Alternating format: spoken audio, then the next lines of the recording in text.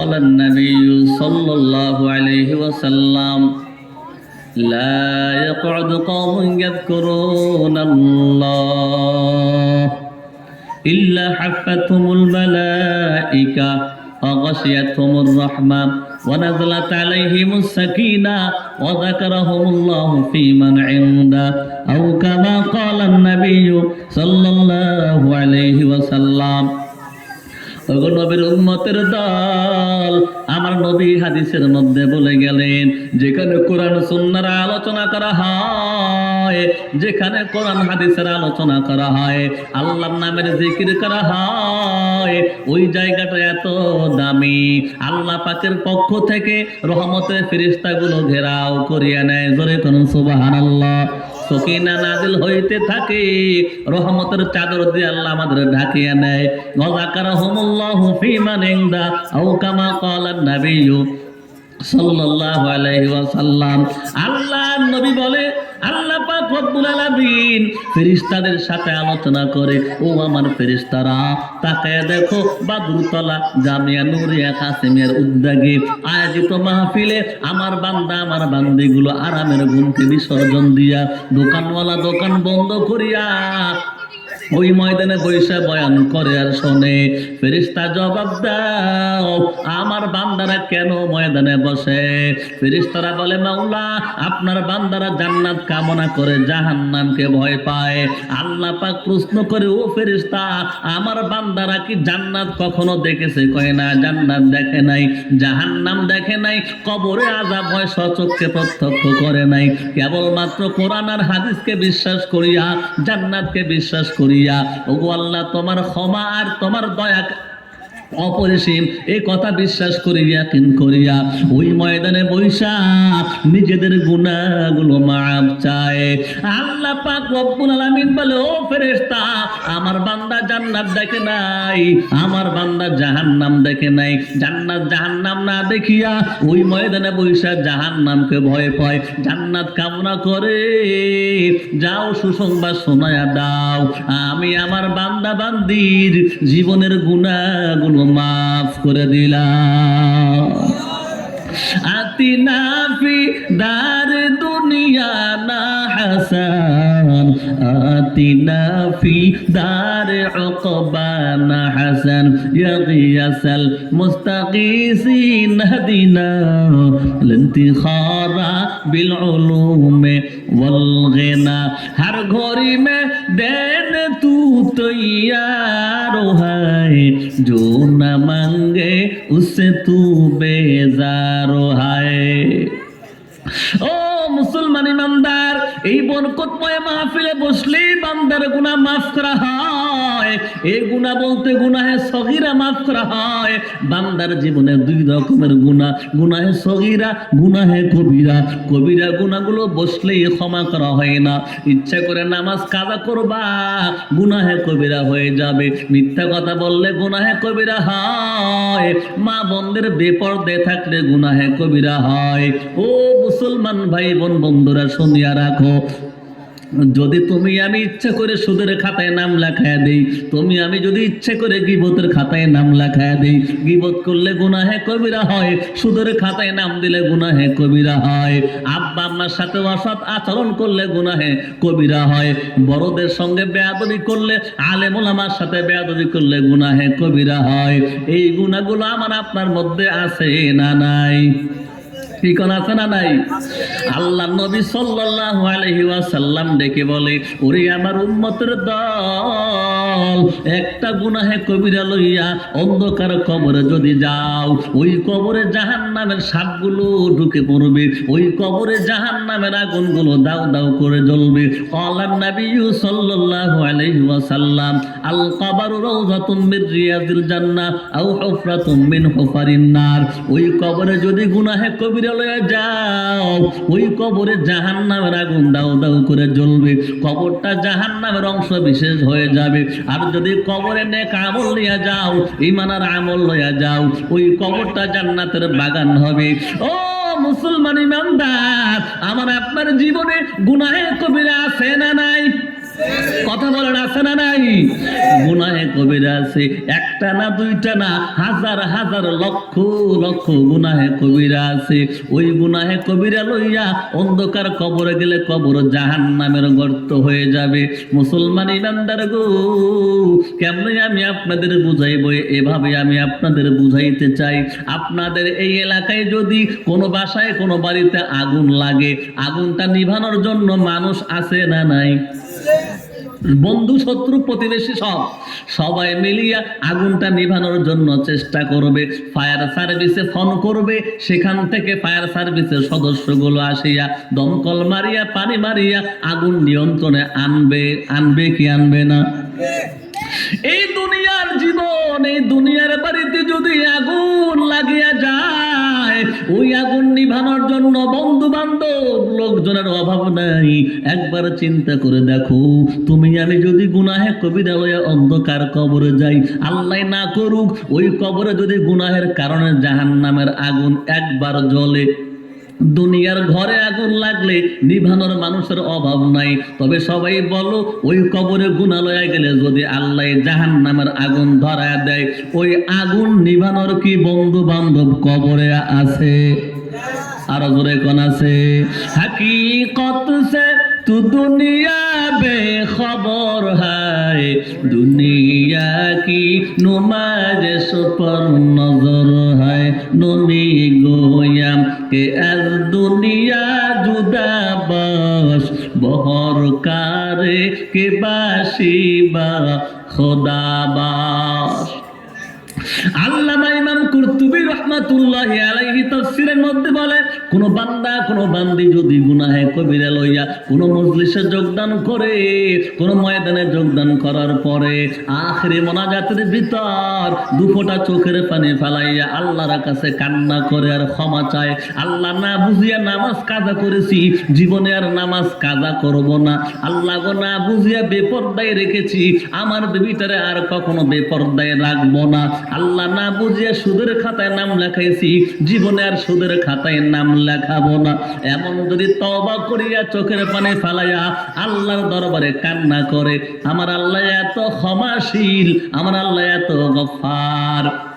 আল্লাহ রাব্বুল আলামিন বান্দার চোখের পানি নাকের ডগায় আসার আগেই সগীরা কবিরা সব গুনাহগুলো মাফ করিয়া জান্নাতের মেহমান বানাইয়া এই ময়দান থেকে নিষ্পাপ করে বাসায় ফিরাইয়া দিবে। জোরে কোন সুবহানাল্লাহ। শোনেন শোনেন এলাকাবাসী, শোনেন দিয়ে মন, শোনেন শোনেন বগুড়াবাসী, শোনেন দিয়ে মন, ভালো লাগলো আপনাদের মাহফিল আয়োজন, ভালো লাগলো আপনাদের মাদ্রাসা প্রাঙ্গণ। মারহাবা জোরে কোন। আজকের মাহফিলের সভাপতি অ্যাডভোকেট হামিদুল হক চৌধুরী হিরো ভাই, আরো আছেন প্রধান অতিথি রেজাউল করিম বাদশা ভাই, আরো আছেন এলাকার সব দিন দরদি ভাই, সবাই মিলে আল্লাহ পাকের জান্নাত যাইতে চাই। ঠিক না ঠিক? আজকের মাহফিলের প্রধান মেহমান আল্লামা ইয়াকুব নাজির চাঁদগামী ভাই, আরো আছি আমি অদম, দেখছেন গো সবাই, আরো আছেন এলাকা সব দিন দরদি ভাই, সবাই মিলে নবীর সাথে জান্নাত যাইতে চায়। ঠিক না ঠিক? জোরে বলেন। সবাই মিলে আল্লাহ পাকের জান্নাত যাইতে চাই। কারা কারা জান্নাত যাব হাতে লাড়া দেন সবাই, কারা কারা জান্নাত যাব হাতে লাড়া দেন সবাই, দিন ইসলামের পথে থাকবো, নারায়ে তাকবীর বলেন সবাই, লিল্লাহে তাকবীর।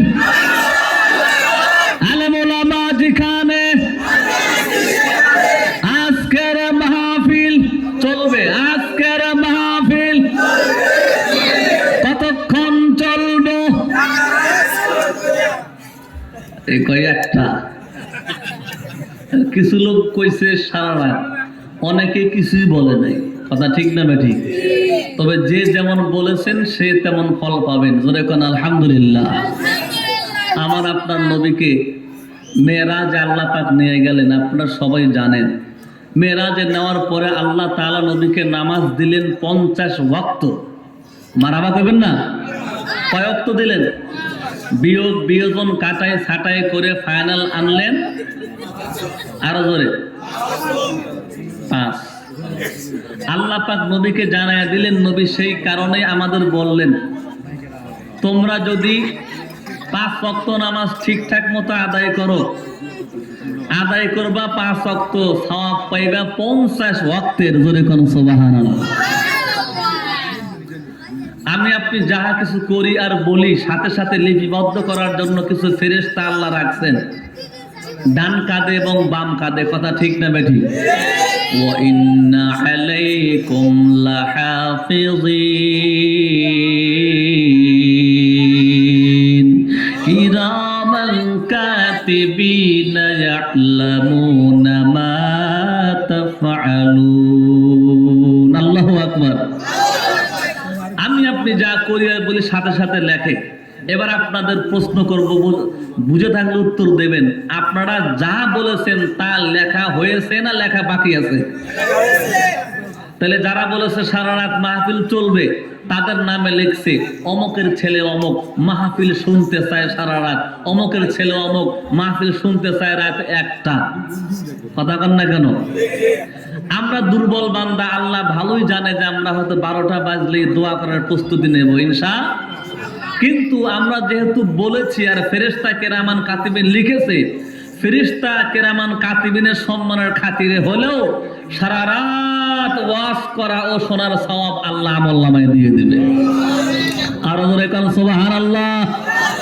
আপনারা খুশি না বেজার? আমি আজকে আপনাদের সামনে সংক্ষিপ্ত আলোচনা করব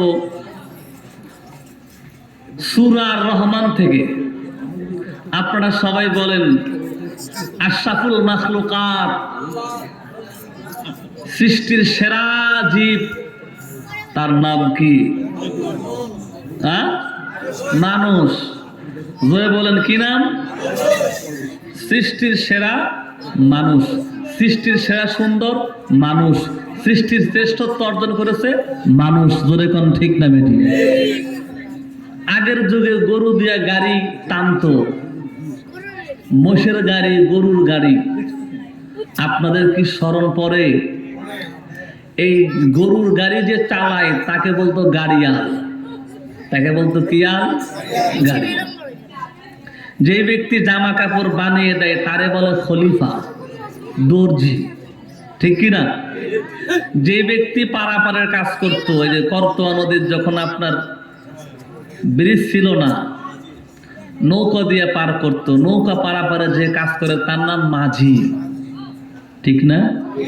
যিনি পানির মধ্য থেকে জাল দিয়ে মাছ ধরেন বা যে কোনো ভাবে মাছ ধরেন তার নাম হলো জেলে। প্রত্যেকটা মানুষের কর্মের নামকরণ করা হয় বিশেষ এক কারণকে সামনে রেখে। মানুষ যে শ্রেষ্ঠ কেন, কোন কারণে? বলবেন হুজুর মানুষের হায়াত লম্বা এই জন্য শ্রেষ্ঠ না, মানুষের চাইতে অনেক বেশি হায়াত প্রাপ্ত হয় শকুন। একটা শকুনের হায়াত হলো, হায়াতুল হায়াত নামক কিতাবে আসছে, 2200 থেকে 2500 বছর পর্যন্ত বেঁচে থাকে একটা শকুন। জোরে কোন সুবহানাল্লাহ। হায়াত দার মালিক কে? হায়াতের দিক থেকেও মানুষ দুর্বল, তাই না? খলিকাল ইনসানু দুইফা। আল্লাহ পাক নিজেই বললেন আমি মানুষকে বড় দুর্বল করে বানাইলাম। এই দুর্বল করে মানুষ বানাইলাম, দুর্বল করে মানুষ বানাইয়া মানুষকে শ্রেষ্ঠত্ব দান করলেন। কেন? কোন কাজের বিনিময়, কোন গুণের কারণে? ও মুসলমান ইমানদার আল্লাহর গোলাম, মনে মনে চিন্তা করবেন আমরা খাই বেশি? না না না, আমাদের চাইতে হাতি বড় অনেক বেশি খায়, আমাদের চাইতে বাঘ অনেক ভালো গোশত খায়, হরিণের গোশত। ঠিক না বেঠি? ও মুসলমান ইমানদার, মানুষ জন্মগত ভাবে খানার চিন্তা করে, খাবার চিন্তা করে, কি খাবো, কেমনে খাবো, কি চাকরি করব। কিতাবের মধ্যে লেখা হয় মার গর্ভ থেকে যখন সন্তান ভূমিষ্ঠ হয় নারী কাটে কি কাটে না?